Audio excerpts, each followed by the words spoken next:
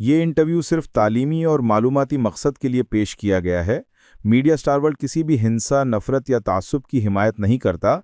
यहाँ पेश किए गए ख्यालात मेहमान के अपने हैं। चैनल उनसे ज़रूरी नहीं कि इत्तेफाक रखे। हेलो, नमस्कार, आदाब, सत श्री अकाल और अस्सलाम वालेकुम। मैं हूं मोहम्मद अहमद काज़मी, लेकर आया हूं आपका पसंदीदा कार्यक्रम आपके रूबरू।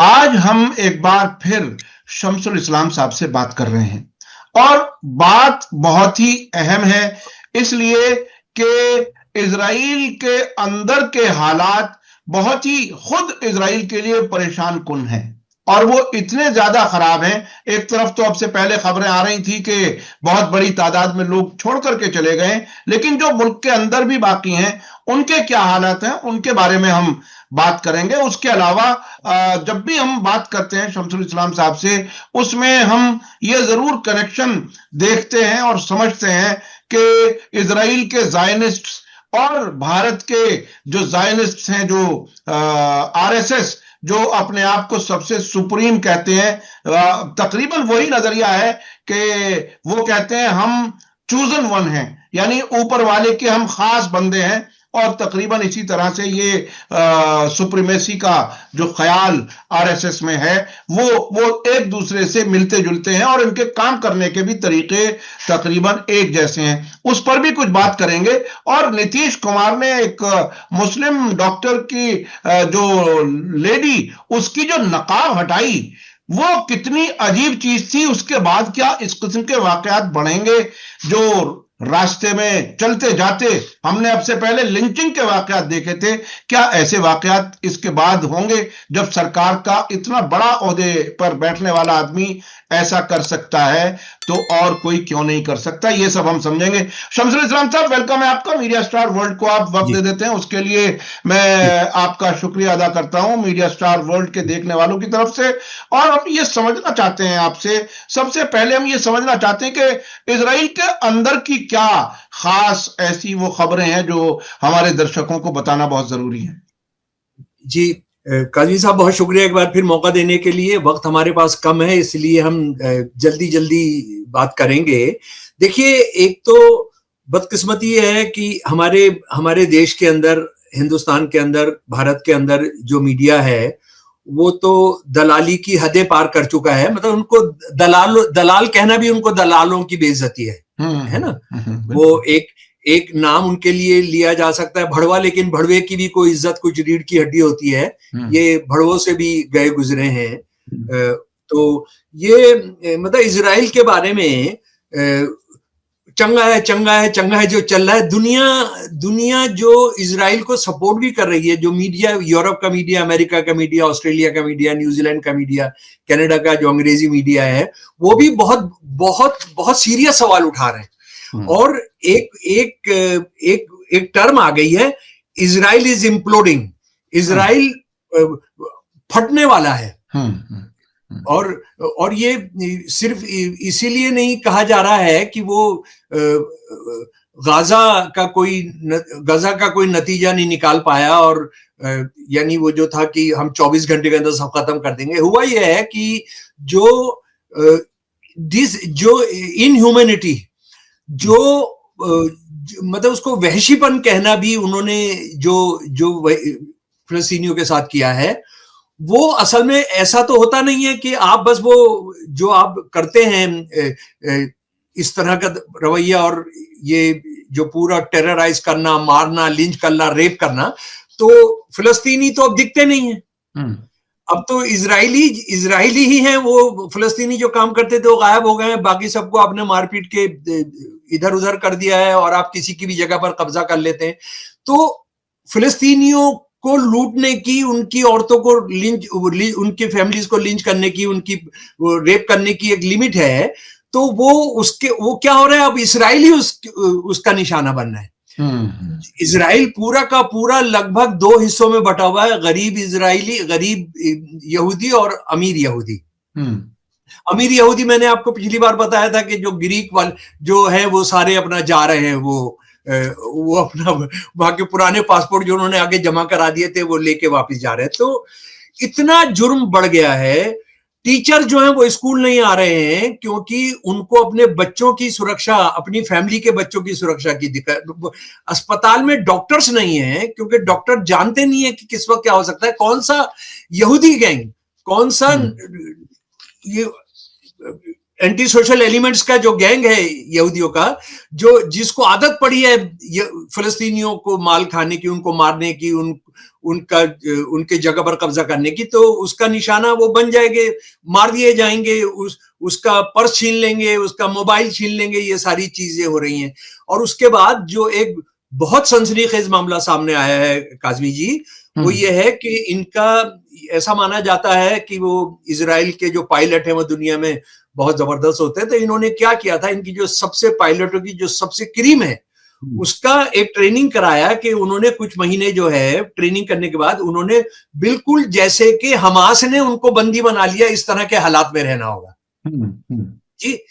उस ट्रेनिंग को करने के बाद ये सारों जो सैकड़ों जो थे, इन्होंने क्या किया कि वो जगह बता दी जहां इनको रखा गया था, वहां अपनी फैमिलीज को बुला लिया, गर्लफ्रेंड्स को बुला लिया जी, और खूब मौज मस्ती वो की। और उसके जरिए क्या हुआ कि सारा का सारा सीक्रेट्स, सारे के सारे एयरफोर्स के सीक्रेट सारी दुनिया के पैमाने पर फैल गए। यानी ऐसा होता है ना कि हमारा जो सोशल मीडिया है, सरकारें हम पर निगाह रखती हैं, लेकिन सोशल मीडिया सबके और लोग भी निगाह रखते हैं ना। तो एक ऐसा क्राइसिस, मौत जिंदगी और मौत का क्राइसिस पैदा कर दिया कि उनके सारे जो सीक्रेट हैं, और एयरफोर्स, इजराइल की एयरफोर्स का बहुत बहुत बड़ा नाम है, वो बहुत हद तक कत्लेआम कर सकते हैं, वो कुछ भी कर सकते हैं। तो उसने जो किया है उसके नतीजे में जो हुआ है कि नंगा होकर खड़ा है उनका डिफेंस का पूरा सेटअप भी। अच्छा, उसके बाद आप ये जानते हैं कि हम सब जानते हैं कि लगभग 13-14% जो इजरायली हैं वो नेतन्याहू की सपोर्ट में है। वो नेतन्याहू की सपोर्ट, उसका करप्शन, उसकी अय्याशियां, उसकी बीवी के करप्शन, उसके परिवार के करप्शन, और जो दूसरा जो जायनिस्ट में भी राइटिस्ट है उनके साथ मिलकर जो सरकार चला रहे हैं, उनके बारे में जो चीजें हैं, वो बस ये है कि फिलिस्तीन के नाम पे, हमास के नाम पर वो जिंदा है, वो बचे हुए हैं। और अमेरिका की वजह से काफी हद तक बचे हुए हैं। यूरोप के बहुत सारे देशों ने हाथ पीछे कर लिया है। लेकिन अभी नेतन्याहू को बचाने में जो सबसे बड़ा रोल अदा कर रहे हैं वो भारत के प्रधानमंत्री कर रहे हैं। वो भारत कर रहा है। अमेरिका छोड़ देगा, लेकिन ये अपने जो पैदाइशी भाई हैं, यानी हिंदुत्व जायनिज्म जो है और ये जो यहूदी जायनिज्म है, इसकी ऐसी गहरी दोस्ती है और उसकी एक तारीखी वजूहात हैं कि मोदी जी कोई मौका जाने नहीं दे रहे ये बताने को कि नेतन्याहू तू अकेला नहीं है, नेतन्याहू तू फिलिस्तीनी जो है वो मुसलमान है, तो उनके साथ जो कुछ कर रहा है तो वो करो, हम तुम्हारे साथ हैं। ये अपना जयशंकर जो हमारे फॉरेन मिनिस्टर हैं वो इजराइल गए हुए थे। उन्हीं दिनों के अंदर प्रधानमंत्री जो है जॉर्डन गए हुए थे, वो भी इजराइल का ही एक हिस्सा है, समझ लीजिए। वो फिजिकली कुछ और हो लेकिन वो मेंटली वही है। तो आप आमतौर पर देखिए क्या होता है कि जब कोई एक देश, यानी ऐसा लगता है कि ये दो देशों की आपस में नहीं बनती, तो उसके किसी देश से जाने वाले वीआईपी जो होते हैं ना, तो वो एक ही वक्त में इन दोनों जगह नहीं जाते हैं। बिल्कुल। यानी हम जानते हैं कि जब यूएसएसआर के जब प्रेसिडेंट यहां पर आते हैं इंडिया, तो पाकिस्तान नहीं जाते हैं। हाँ। इंग्लैंड का प्रधानमंत्री यहां आता है, पाकिस्तान आता है तो यहां नहीं आता है। इसी तरह से चीन के वो करते हैं कि यहाँ आते हैं तो वहां नहीं जाते हैं, वहां आते हैं तो यहाँ नहीं जाते, कि भाई ये इसमें जो है ये ठीक नहीं होता है। लेकिन इनको कोई चिंता नहीं है। इनको इजराइल और इजराइल का सबसे बड़ा जो पट्टा है, सबसे बड़ा जो सवारी के लिए गधा है, जॉर्डन का किंग, ये उसके लिए वो बिल्कुल ये बताने के लिए कि देखिए, अच्छा कि हम साथ हैं। ये जॉर्डन क्यों गया होगा? जॉर्डन ये स्टिमुलेट करने गया होगा, ये बताने के लिए कि देखो भाई इजराइल का साथ देना इस वक्त बहुत ज्यादा जरूरी है। तो आप इसको समझना ज्यादा मुश्किल नहीं होना चाहिए। यानी अगर सरकार के पास कॉमन सेंस भी होगा, भारत सरकार के पास, तो कहेगा यार इस वक्त में इन दोनों देशों के अंदर ये फिलिस्तीन के नाम पे आपस में मनमुटाव है, अनलेस पीएम मोदी ये जानते हो कि भाई मनमुटाव नहीं है तो एक ही है, तो हम दोनों जगह जा सकते हैं। तो ये इसको हमको आपने जॉर्डन के बारे में जो बात बताई वो बहुत ही अहम है। मैं अपना एक छोटा सा तजुर्बा शेयर करना चाहता हूं देखने वालों के साथ। 2001-2002 की बात थी, मैं लीबिया जा रहा था जब ये कर्नल गद्दाफी के बेटे हिंदुस्तान आए थे 2001 में। उसके बाद तो इत्तेफाक से जॉर्डन अम्मान में मेरी फ्लाइट चेंज होनी थी, मुझे रुकना पड़ा वहां एक रात, और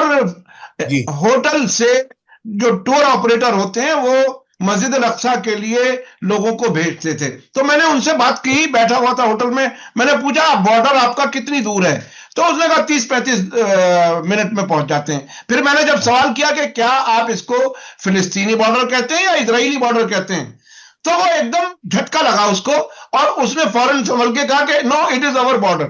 यानी वो इतनी भी हिम्मत नहीं कर सकते वहां के लोग कि वो इजराइल के बारे में एक लफ्ज भी बोल सके। जी आप अपनी बात जारी रखें। बहुत ही अहम बात कही है आपने कि मोदी जी जो हैं वो सबसे बड़े सपोर्टर हैं इस वक्त नेतन्याहू के, और हमारे एस जयशंकर भी उन्हीं दिनों वहां थे जब जॉर्डन में हमारे प्रधानमंत्री थे। जी आप अपनी बात जारी। यानी देखिए, मैं सवाल रख रहा हूं अपने सुनने वालों को, हाँ, कि अगर वो सोच रहे हैं कि जॉर्डन और इजराइल की बनती नहीं है फिलिस्तीन को लेके, तो एक ही वक्त में दो जगह नहीं जाएंगे, वो टालते हैं। और अगर एक ही वक्त में गए तो इसका मतलब दोनों एक ही काम करने गए हैं। बिल्कुल ये इजराइल की मदद, जॉर्डन के किंग को इजराइल की मदद के लिए और पुख्ता करने के लिए गए हैं। अच्छा, और ये मैं इस वजह से भी कह रहा हूं, ये कोई ऐसे ही बात करने के लिए नहीं है। देखिए, फिलिस्तीनियों का सबसे बड़ा कत्लेआम ब्लैक सितंबर कब हुआ था? वो किसने कराया था? उसमें पाकिस्तान का जो बाद में प्रेसिडेंट बना, मैं उस आदमी का नाम लेकर अपनी जबान नहीं खराब करना चाहता हूं, जायका, तो वो शख्स जो था, पहला कत्लेआम तो उसी ने कराया। वो ट्रेन करने गया था जॉर्डन की आर्मी को। और ये जो वेस्ट बैंक है, वेस्ट बैंक तो ही तो फिलिस्तीन है। वेस्ट बैंक अगर फिलिस्तीन बना दिया जाता तो उसके बाद ये इजराइल से लड़ाई तो बहुत आसान थी। बिल्कुल। उसी को खत्म करने के लिए तो पाकिस्तान के उस ब्रिगेडियर ने, उस वक्त वो ब्रिगेडियर था, बाद में तो फील्ड मार्शल क्या बना चाह। अब ये देखिए कि मोदी जी जो वहां जा रहे हैं इजराइल, या ये चंद्रशेखर साहब जा रहे हैं, असल में एक बात यह है कि इन्होंने इंडिया को भी गजा बनाना है, फिलिस्तीन बनाना है, ये बात बिल्कुल तय है। और इतनी शर्मनाक घटनाएं हैं हमारे देश की, इतनी दर्दनाक, इतनी दहला देने वाली घटनाएं हैं कि ये देश खामोश है। 17 दिसंबर 2025 को अपने घर पर नीतीश जी 1000 डॉक्टरों को चिट्ठी देते हैं, डॉक्टरों को जो असल में आयुर्वेदिक, यूनानी और एलोपैथिक सबके डॉक्टर हैं, 1000 डॉक्टर हैं। एक तो मेरी समझ में ये नहीं आता है कि ये चिट्ठी घर पर क्यों देते हैं, क्या करना चाहते हैं? मोदी जी भी यही करते हैं कि वो चिट्ठी देते हैं। अरे भाई, आप उनको दीजिए, उनको बाई ईमेल या उनको रजिस्टर्ड पोस्ट से भेजिए, स्पीड पोस्ट से भेजिए। और उसी में किस तरह की घटनाएं होती हैं, जिसकी वजह से मैं कह रहा हूं वो नहीं होना चाहिए। वहां पर एक बच्ची आई, डॉक्टर परवीन आई, और वो हिजाब पहनी हुई थी। तो ये जो बंदा है नीतीश कुमार, इसने कहा व्हाट इज दिस, ये क्या है? ये सुना, ये आप वीडियो में सुन सकते हैं। तो बच्ची ने कहा ये हिजाब है, ये हिजाब है। उसको कुछ कहे बिना कि नहीं ये हिजाब तुमने नहीं पहनना चाहिए, या हिजाब जो है ठीक नहीं होता, ये कोई बहस करने बजाय आगे बढ़कर उनका बच्ची का हिजाब खींच लिया। और मैं आपसे दरखास्त करूंगा कि आप वो वीडियो जरा सा दिखाएं। हंस रहा है। यानी उसको कोई सवाल के तौर पर उसको गुस्सा नहीं आ रहा कि बच्ची ने हिजाब क्यों पहना हुआ है, तुम क्यों तुम हिजाब के अंदर हो। खुश हो रहा है। और उसके साथ जो दूसरे मंत्री खड़े हैं वो खुश हो रहे हैं, और सिर्फ एक मंत्री है जो उसको हाथ रोकने की कोशिश कर रहा है। लेकिन आप उसके, यानी जैसे कोई बहुत अय्याशी करने के बाद आपको जो आनंद आता है ना, आप ये क्रिमिनल प्रधान जो चीफ मिनिस्टर है, आप उसका देखिए, एक क्रिमिनल के तौर पर जो लड़की को नंगा करके, लड़की को गाली बककर, लड़की के साथ कुछ करके जो खुशी होती है वो उसके चेहरे पर आप सीएम के चेहरे पर देख सकते हैं। अच्छा, मैं रुक करके मैं पहले तो ये वीडियो दिखा देता हूं। ये वीडियो देखिए क्या कुछ हुआ जो नीतीश कुमार ने किया। सौम्या कुमारी, माननीय मुख्यमंत्री जी अपने हाथों से नियुक्ति पत्र देके नीलम अभिरंजन। अच्छा, एक सवाल इसमें एक चीज आती है मेरे जहन में। देखिए, कोई भी शख्स अपने मजहब के हिसाब से, अपने फिक्र, अपनी सोच के हिसाब से जिंदगी जीना चाहता है, उसे वो आजादी है, हमारे कॉन्स्टिट्यूशन में आजादी दी गई है।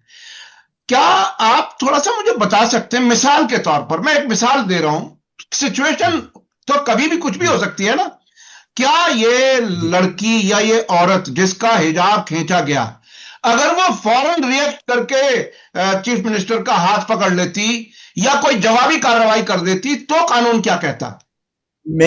मैं इसी को बहुत शुक्रिया आपने ये इस पर आपने मामला उठा दिया, आगे बढ़ा दिया। मैं बिल्कुल यही कहने जा रहा था कि उस बच्ची को देखिए, यानी मुसलमानों को बोलते हैं ना गरम दिमाग के होते हैं, वो जो झगड़ा करने को तैयार हो जाते हैं, वो तो आतंक करने लगते हैं।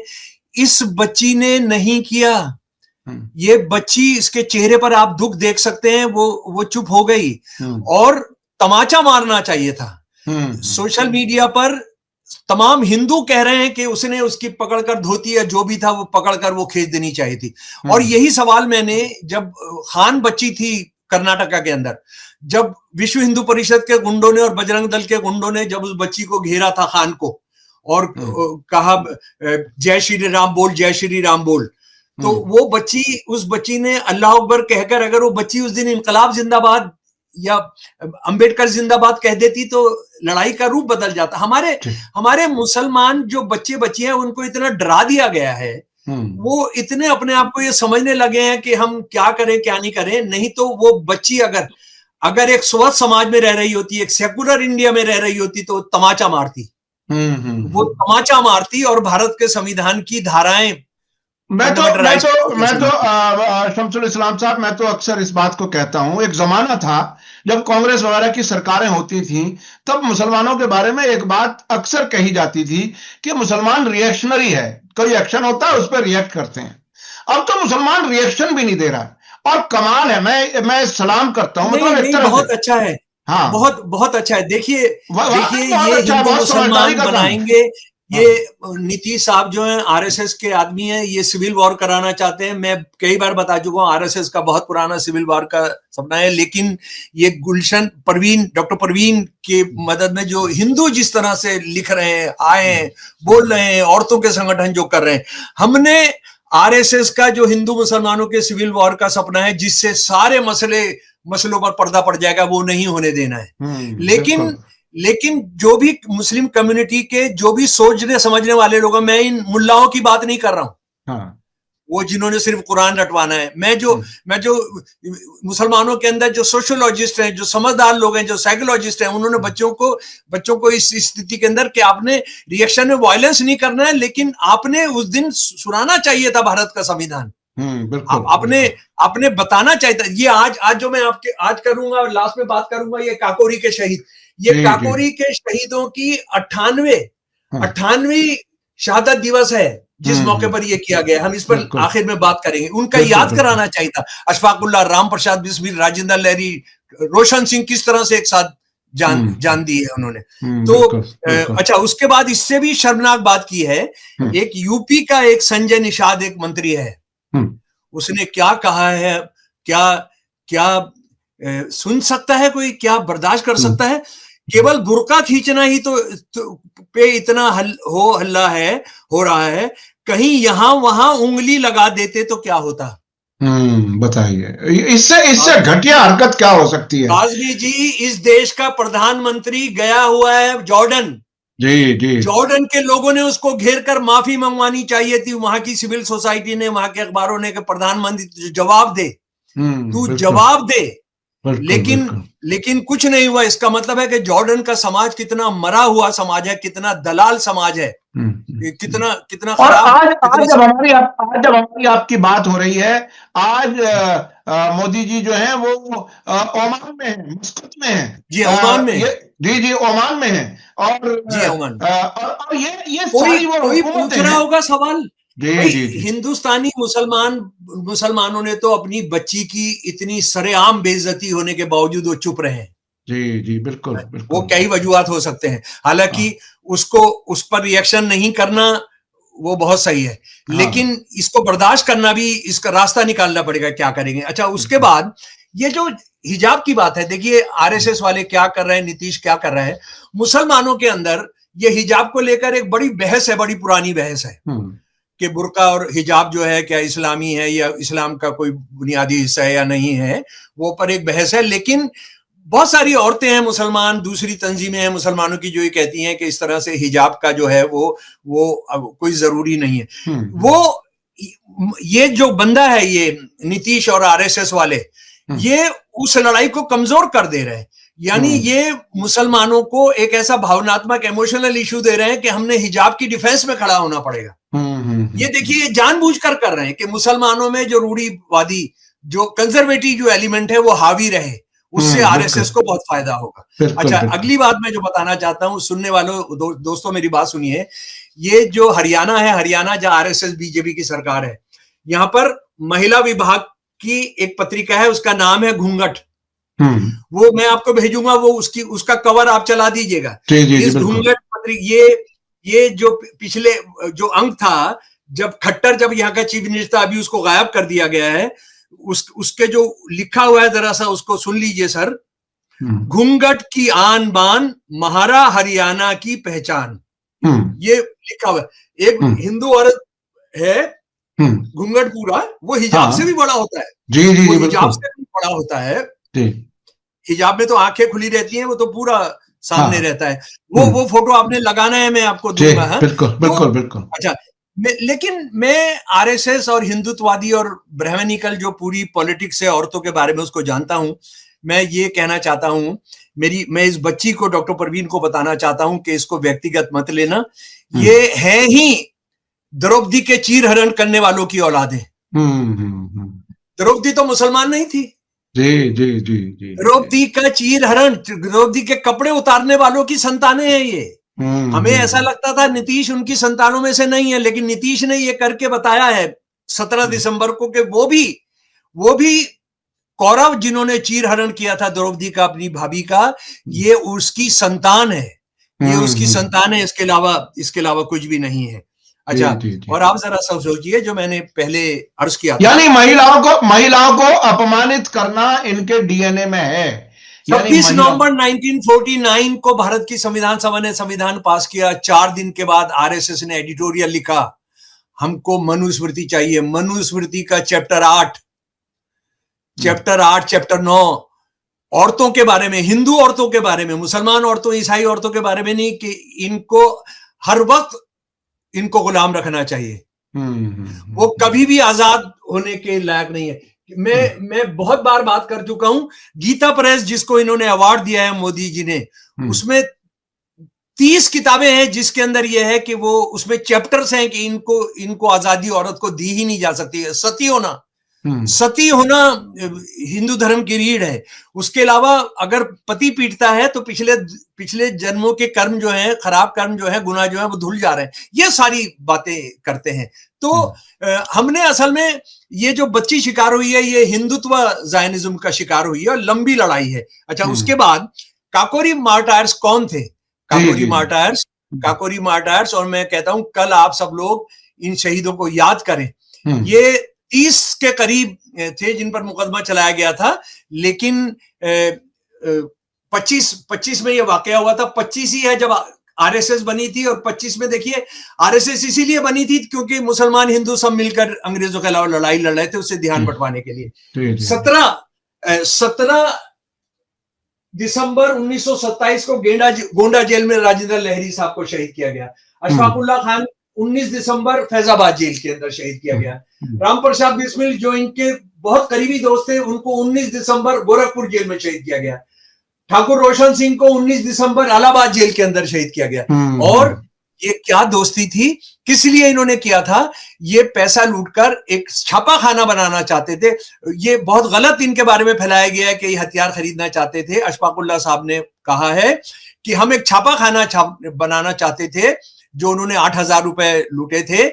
उसके बाद ताकि समाजवादी लिटरेचर, सोशलिस्ट लिटरेचर हम नौजवानों के बीच में, बुद्धिजीवियों के बीच में, वकीलों के बीच में हम बांट सके। और किस तरह की दोस्ती थी कि जब कोर्ट के अंदर मामला आया तो अशफाकुल्लाह साहब ने जज से कहा, अशफाकुल्लाह शुरू में नहीं पकड़े गए थे, बाद में एक मुसलमान की गद्दारी की वजह से दिल्ली से गिरफ्तार हुए थे, बिल्कुल उसी तरह जिस तरह से ये अपने राम प्रसाद बिस्मिल जो है एक हिंदू दोस्त की गद्दारी की वजह से गिरफ्तार हुए थे। तो अशफाकुल्लाह साहब ने कहा कि ये तो थे ही नहीं उस दिन, ये वहां थे ही नहीं, मैंने कराया। और राम प्रसाद बिस्मिल जी ने कहा कि मैं ये अशफाकुल्लाह थे ही नहीं।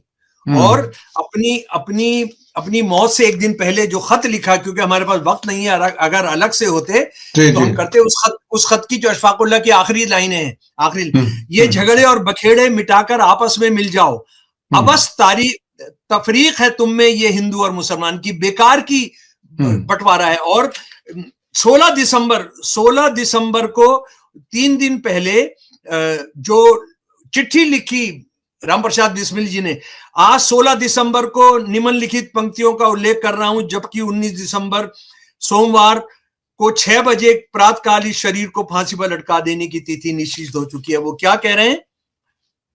हिंदू मुसलमान एक हो जाओ। मैं प्राण त्यागते समय निराश नहीं हूं कि हम लोगों का बलिदान व्यर्थ गए। मेरा तो विश्वास है कि हम लोगों की छिपी हुई आहों का ये नतीजा हुआ है कि सारा देश अंग्रेजों को निकालने के लिए तैयार है। अशफाकुल्लाह सच्चे मुसलमान होकर पक्के आर्य समाजी राम प्रसाद का क्रांतिकारी दल के संबंध में यदि दाहिना हाथ बनते, तब क्या नए भारतवर्ष की स्वतंत्रता के नाम पर हिंदू मुसलमान अपने निजी छोटे छोटे फायदों का ख्याल ना करके आपस में एक नहीं हो सकते? शहादत से एक दिन पहले, 2 दिन पहले ये देश को खत लिख रहे हैं। बिल्कुल। हिंदू कह रहे हैं मैं था, ये मुसलमान ने नहीं कराया, मुसलमान कह रहा है करा। इसी विरासत को मलियामेट करने के लिए ये कमीन, ये हिंदुत्ववादी लीडर्स, ये जो है 98 साल के बाद उसने 98 साल जब हम उनको याद कर रहे हैं तो वो चाह रहे हैं कि हम इसको भूल जाए और हिंदू मुसलमान का झगड़ा। उसके बाद 1-2 बातें और मैंने करनी है। ये हिंदुओं को कितना प्यार करते हैं कि 21 नवंबर को मोदी जी ने 4 लेबर कानून लेकर आए हैं। प्लीज मेरे दोस्तों पढ़िए, इसको पढ़िए। ये हिंदुस्तान के मेहनत कशों पर इससे बड़ा हमला अंग्रेजों ने भी कभी नहीं किया था।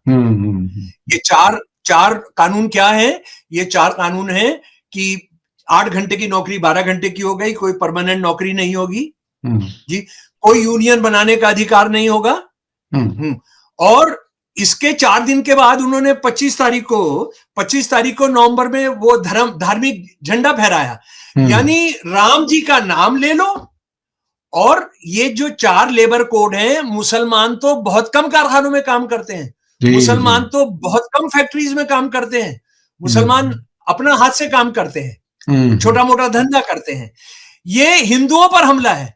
राम का नाम लो, हिंदुओं पर। और उसके और आप ये दुनिया जो है, मतलब क्या क्या इस देश के साथ कर रहे हैं। अभी कल शायद लोकसभा के अंदर पास हो गया, एक शांति बिल पास हुआ है। शांति बिल, जंग के लिए न्यूक्लियर पावर का इस्तेमाल होता है और बिजली तो बनती है, लेकिन बेसिकली सारी दुनिया में आज न्यूक्लियर से बम बनाए जाते हैं। उस बिल को पास कराया कि प्राइवेट कंपनियां भी बनाएंगी, अडानी अंबानी बनाएगा, जिसका अडानी ने 5 साल पहले खाका पेश किया था। जंग, और ये सारी दुनिया में न्यूक्लियर हथियार, न्यूक्लियर चीजें बेचेंगे, यूरेनियम बेचेंगे। इसका नाम रखा है शांति। जी। यानी तबाही का इंतजाम शांति के नाम पर। जब हिंदू मजदूरों की पेट पर लात मारना चाहते हैं, उनको भिखारी बनाना चाहते हैं, उनके अधिकारों से वंचित करना चाहते हैं, तो धर्म का झंडा लहराता है ये बंदा। उसके बाद जब ये खुला कर देगा, और जो बहस हुई है वो इतनी इतनी जबरदस्त थी, लेकिन इस देश में किसी को गुस्सा नहीं आता कि पहले, इससे पहले जो कानून था एटॉमिक एनर्जी का, कि कितना कितना बिलियन आप देंगे अगर कोई चीज खराब हो जाएगी तो। ये आप समझ लीजिए कि जो दुनिया के अंदर जो हादसे हुए हैं उसमें 182 बिलियन डॉलर, 700 बिलियन डॉलर खर्च हुए हैं उसको खत्म करने के लिए। फुकुशिमा में, उसके बाद जनाब चेरनोबिल में ये इतने खर्च हुए। और यहां पर कितना रखा है उन्होंने हर्जाना देने का? 3000 करोड़, यानी 400 मिलियन डॉलर। वहां जहां बड़े हादसे हुए हैं न्यूक्लियर प्लांट्स के अंदर, उसके अंदर अभी भी काम जारी है। एक जगह 182 बिलियन डॉलर, एक जगह 700 बिलियन डॉलर अभी खर्च हो चुके हैं जी, और यहां पर 400 मिलियन डॉलर। ठीक है जी। यानी अच्छा, यहां अगर हादसा होगा तो गरीब को थोड़ा थोड़ा पैसा दे करके निपटा देना। तकरीबन मुझे इस पर याद, भाई शहर के शहर खत्म हो जाएंगे, इसमें गरीब नहीं मरेंगे, सब मरेंगे, सब के सब मरेंगे। मुझे इस मौके पर याद आ रहा 80 की दहाई में जो भोपाल में यूनियन कार्बाइड पे हुआ था, और उसमें आज तक भी लोग अपंग पैदा हो रहे हैं वहां पर बच्चे, और वहां के उस अमेरिकी मालिक को चुपचाप सरकार ने निकाल दिया था, हमें वो भी याद है। तो ये पहली दिसंबर को हुआ था। अच्छा, जल्दी एक दो बात, कितना मिनट है अभी? 2-4 मिनट है हमारे पास, कम वक्त रह गया, 3-4 मिनट में अगर आप बात कर। अभी एक नया कानून पास किया गया है, कल लोकसभा में पास हो गया है। महात्मा गांधी राष्ट्रीय ग्रामीण रोजगार गारंटी जो था उसको खत्म करके अब एक बनाया गया है जी, उसका बिल का नाम है, देखिए क्या क्या करते हैं जी। विकसित भारत गारंटी फॉर रोजगार एंड आजीविका मिशन, इसका नाम है वीवी राम जी।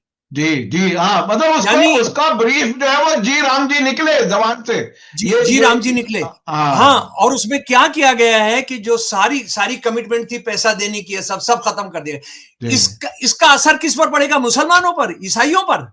वो तो इसका असर हिंदुओं पर पड़ने जा रहा है। यानी राम जी का नाम लो, बगल में छुरी, मुंह में राम, बगल में छुरी। बिल्कुल। और उसके बाद आखिरी बात जनाब, मेरी आखिरी बात है कि वीएचपी ने, विश्व हिंदू परिषद ने कॉल दिया है, कल वायर ने इस पर स्टोरी भी की थी, उसमें यह है कि बिल्कुल क्रिसमस नहीं मनाना है। क्रिसमस नहीं मनाना है, और ये हमारे धर्म के खिलाफ है। किसी भी रूप में क्रिसमस जैसे धार्मिक उत्सव को न मनाएं।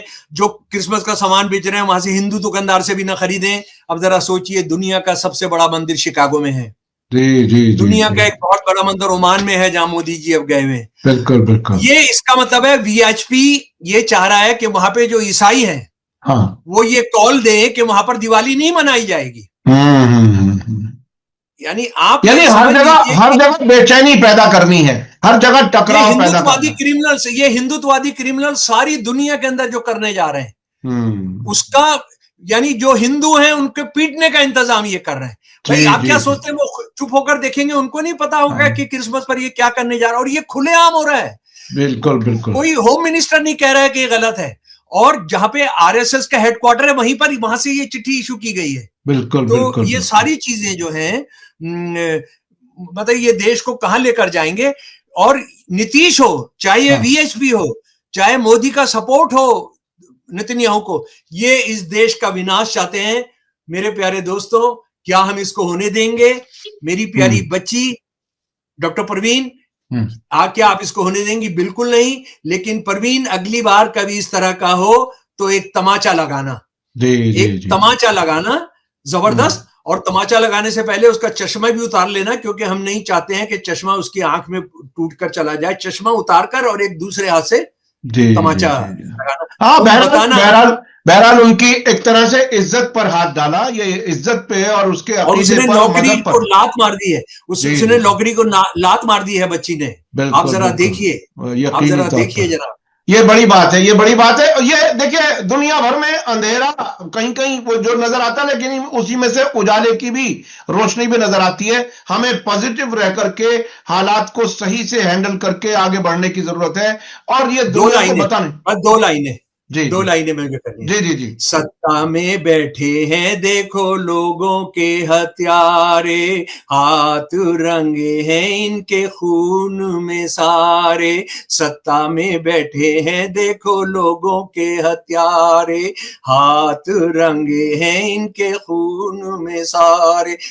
बदला लिया जाएगा, लोग बदला लेंगे।